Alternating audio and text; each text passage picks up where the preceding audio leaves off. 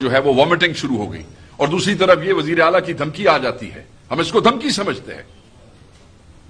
اور میں آپ کو یہ بھی بتاتا چلوں کہ ہم نے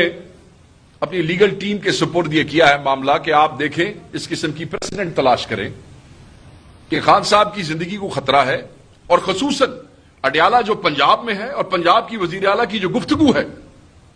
کہ خان صاحب کو اگر ایسی کو پریسیڈنٹس موجود ہے تو ہم نے اپنی ٹیم کو کہا ہے کہ اس کو ایکسپلور کریں کہ خان صاحب کو کے پی لایا جا سکے۔ اگر بہت ہی تکلیف ہے اور خان جو ہے اس کو یہ ابھی آزاد کرنے کو تیار نہیں ہے، جس کے لیے ہماری جدوجہد جاری ہے، عدالتوں میں بھی، فلور آف دا ہاؤس بھی، سڑکوں میں بھی، جہاں کوئی اپنی کوشش کر سکتا ہے کر رہا ہے،